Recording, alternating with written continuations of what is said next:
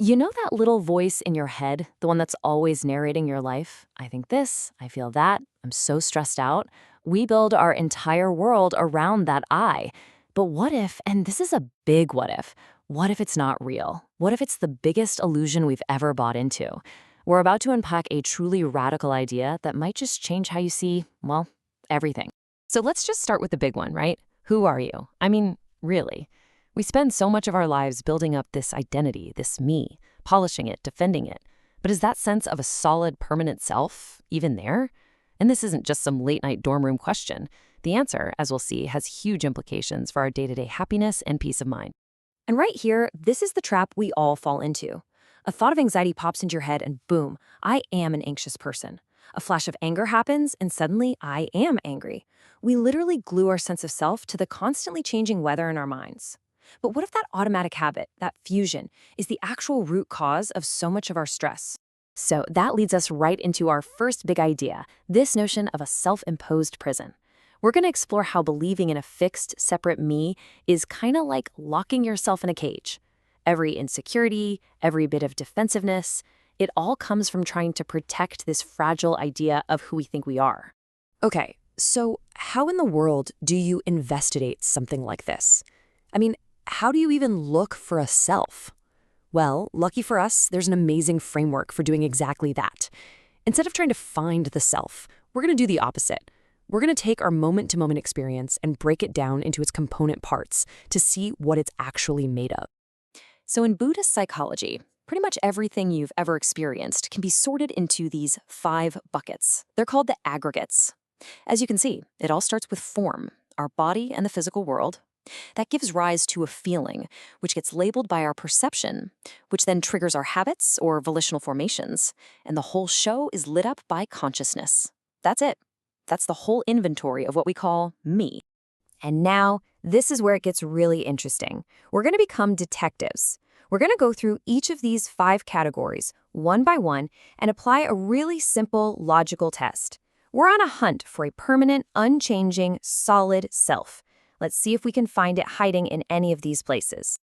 Okay, first up, the most obvious suspect. Our body, our physical form. I mean, this feels solid. This feels like me, right? You look in the mirror and you say, yep, that's me. But let's look a little closer. This is such a great simile. Think about sea foam on the beach. From a distance, it can look like a solid object. But when you get right up to it, what is it? It's just a temporary collection of air and water, constantly shifting and popping. There's no solid foamness to it. It's just a process. So here's the test. Is your body permanent and under your control? Well, no. Your cells are constantly dying and being replaced. It gets sick, it gets older, all without asking your permission. You can't just command it to stay young forever. So if it's always changing and you can't totally control it, can it really be the permanent you?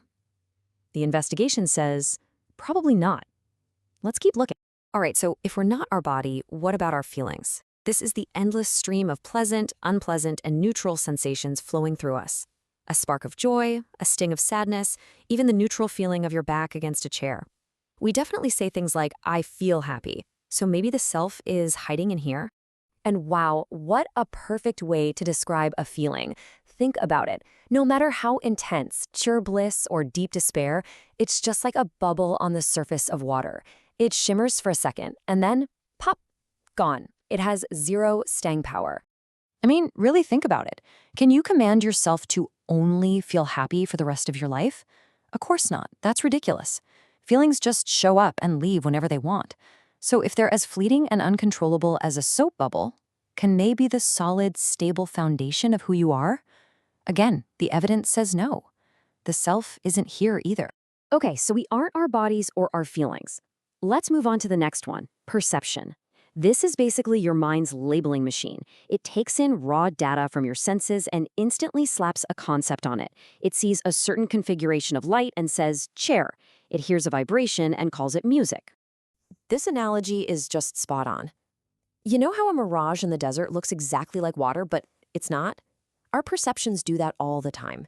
We misjudge people based on a first impression. We misinterpret what someone says. What we perceive to be reality is often just our own distorted take on it. So let's be honest. Our perceptions can be biased, they can be flat out wrong, And they can change on a dime. So how could something so unreliable possibly be the true, unchanging me? It just can't be. We are not our opinions or our labels. The self is still missing in action.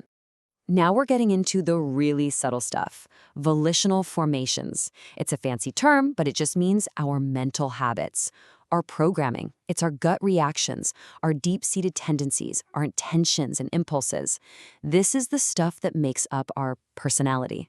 And we think, aha, I am the sum of my habits. This has to be where the self is hiding. This is such a cool image. A plantain tree, unlike an oak tree, doesn't have a solid wood core. It's literally just made of tightly wrapped layers of leaves. You could peel them back all day, one after another, looking for the treeness at the center. And when you finally get to the last layer, there's nothing left. It was just the layers. And that's the big insight here. Our habits are just layers of conditioning, one wrapped around the other. There's no central decider in there, no little CEO sitting at a desk pulling the levers. It's just a process. If you peel back all the layers of your so-called personality, you don't find a little person inside. So, nope, still no self to be found.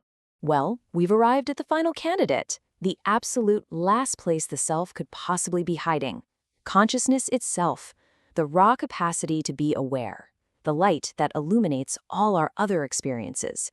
This has to be it, right? The silent witness, the observer. That's me. But even here, when we look closely, the idea of a solid self falls apart. See, consciousness isn't a continuous thing. It's more like a flickering process. Think about it. Sight consciousness only exists when there's an eye and something to see. Hearing consciousness only pops up when there's an ear and a sound. It's not just on by itself. It's like a magician's trick.